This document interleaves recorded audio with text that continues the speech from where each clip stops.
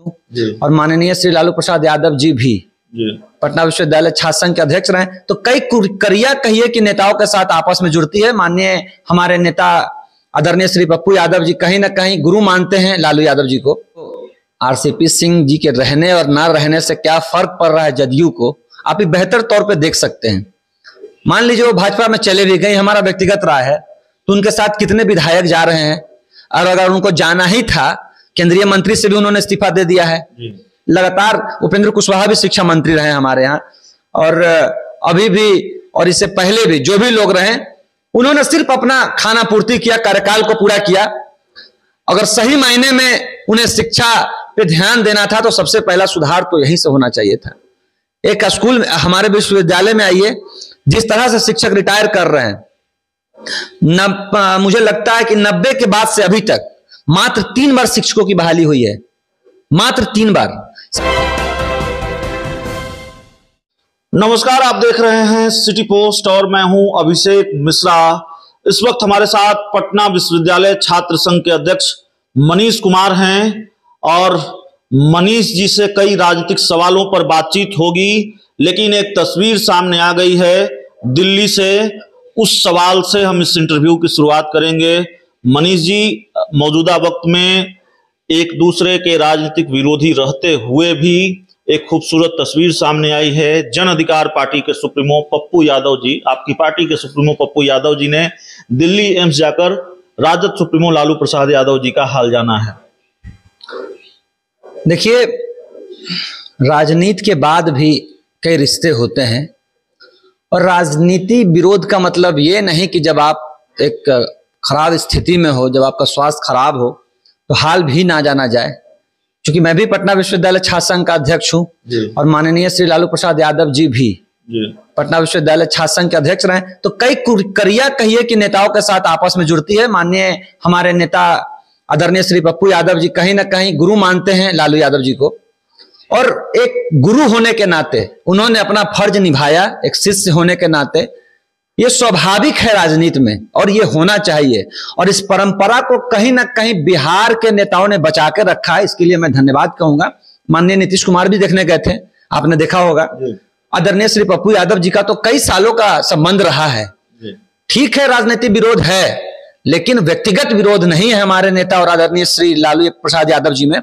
और किसी तरह का अगर विरोध है भी, तो आज इस पड़ाव पे पहुंचने के बाद हमें लगता है कि ये विरोध खत्म हो जाना चाहिए, और हम सभी मिलजुल कर ये प्रार्थना करें कि आदरणीय श्री लालू प्रसाद यादव जी हो या अन्य कोई भी नेता हो, जिन्होंने बिहार और हमारे देश में हमारे बिहार को आगे ले गया, रेलवे में आगे ले गया, अन्य सेक्टर में आगे ले गए, तो बिहार में कहीं ना कहीं और देश में उनका योगदान है। और ऐसे व्यक्तित्व को कहीं ना कहीं हमें दुआ की जरूरत है, हमारे साथ की जरूरत है। और इस परिस्थिति में पूरा बिहार के एक एक नेता और देश का एक एक नेता श्री लालू प्रसाद यादव जी के साथ खड़ा है। बिहार में अगर किन्हीं 2 चीजों की चर्चा है तो एक है राजद सुप्रीमो लालू प्रसाद यादव की तबीयत, और दूसरी है आरसीपी सिंह का इस्तीफा, और उनसे जुड़ा हुआ यह सवाल कि आरसीपी सिंह अब क्या करेंगे। लालू यादव पर आपसे बातचीत हो गई। आरसीपी सिंह की जो पूरी सियासत है, इस्तीफे के बाद उनको लेकर जो खबरें हैं, कयास है, उसको किस तरह से देख रहे हैं? क्या बदलाव होता हुआ देख रहे हैं आरसीपी सिंह की वजह से बिहार की सियासत में? देखिए, एक अगर देखा जाए तो आरसीपी सिंह जी के रहने और ना रहने से क्या फर्क पड़ रहा है जदयू को, आप बेहतर तौर पे देख सकते हैं। मान लीजिए वो भाजपा में चले भी गई, हमारा व्यक्तिगत राय है, तो उनके साथ कितने विधायक जा रहे हैं, और अगर उनको जाना ही था, केंद्रीय मंत्री से भी उन्होंने इस्तीफा दे दिया है। यहां से भी उनका आवास वगैरह सब छीना जा चुका, राज्यसभा के सदस्य भी नहीं है। तो जब उनको जाना ही था और उनकी क्षमता होती, तो आरसीपी सिंह जी बिहार से कई विधायकों को लेकर एनडीए में शामिल हो चुके होते हैं। तो इस पे तर्क और बात करने का कोई सवाल ही नहीं है। आरसीपी सिंह जी की कोई ताकत नहीं है, आरसीपी सिंह जी अकेले हैं। इस बात को स्वयं नीतीश कुमार जी, ललन बाबू और जो भी लोग हैं जदयू में बैठे हुए, वो बखूबी जानते हैं कि आरसीपी सिंह के साथ कोई कहीं नहीं जाएगा। जाना होगा आरसीपी सिंह जी जाएंगे, और कोई उथल पुथल की बात हमें नहीं लगती है कि बिहार की राजनीति में और जिस तरह सरकार चल रही है उसमें कुछ होना जाना है। आरसीपी सिंह कहीं रहे। आखिरी सवाल है, शिक्षा को लेकर जेडीयू हो, बीजेपी हो, सत्ताधारी दलों में टकराव है। आप पटना यूनिवर्सिटी छात्र संघ के अध्यक्ष भी हैं, इसीलिए शिक्षा से जुड़ा हुआ एक सवाल आपसे। बीजेपी उपेंद्र कुशवाहा पर सवाल उठाती है और उपेंद्र कुशवाहा केंद्र को जिम्मेवार ठहराते हैं, जेडीयू केंद्र को जिम्मेवार। बिहार में जो शिक्षा की स्थिति है या फिर जो सत्र रेगुलर नहीं है, सेशन रेगुलर नहीं है, क्या देखते हैं, किसको जिम्मेवार मानते हैं? चलिए, इसके लिए धन्यवाद कहेंगे। छात्र नेता से वाजिब सवाल तो यही है, आज से नहीं, ये करीब 30 साल ले लीजिए, हम लालू जी की भी समय की बात कहेंगे, ऐसा नहीं है कि हम नहीं कहेंगे। और वर्तमान में जो 15 साल नीतीश कुमार जी विकास की बात करते हैं उस पर भी हम चर्चा करेंगे कि लगातार आप पटना विश्वविद्यालय को अगर छोड़ दीजिए, आज पटना विश्वविद्यालय भी 1 साल लेट चल रहा है, तो पटना विश्वविद्यालय को छोड़ने के बाद 3 साल के स्नातक का डिग्री 5 साल में मिलता है। आज भी आप चले जाइए, मुजफ्फरपुर यूनिवर्सिटी चले जाइए, BR अम्बेडकर यूनिवर्सिटी चले जाइए, BNMU चले जाइए, जहां चले जाइए, तिलका मांझी चले जाइए, जहां चले जाइए, 3 साल का ग्रेजुएशन का डिग्री 5 साल में। हमारा बिहार सबसे बड़ा वार शिक्षा पे यही है कि जो व्यक्ति 3 साल में ग्रेजुएट हो जाना चाहिए, जो छात्र, वो 5 साल में भी ग्रेजुएट नहीं हो पाता है। और विकास की बात अगर हम करते हैं तो यहां सबसे बड़ा फिसड्डी शिक्षा में बिहार की शिक्षा व्यवस्था है, इस बात को जान लीजिए। लगातार उपेंद्र कुशवाहा भी शिक्षा मंत्री रहे हमारे यहाँ, और अभी भी और इससे पहले भी जो भी लोग रहे, उन्होंने सिर्फ अपना खाना पूर्ति किया, कार्यकाल को पूरा किया। अगर सही मायने में उन्हें शिक्षा पे ध्यान देना था तो सबसे पहला सुधार तो यहीं से होना चाहिए था। एक स्कूल हमारे विश्वविद्यालय में आइए, जिस तरह से शिक्षक रिटायर कर रहे हैं, मुझे लगता है कि 90 के बाद से अभी तक मात्र 3 बार शिक्षकों की बहाली हुई है, मात्र 3 बार, शायद एक 94 में, एक 2003 में और एक 2014 में, मात्र 3 बार। सोच सकते हैं 30 साल के लालू जी नीतीश जी को अगर मिला लिया जाए तो मात्र 3 बार शिक्षकों की बहाली।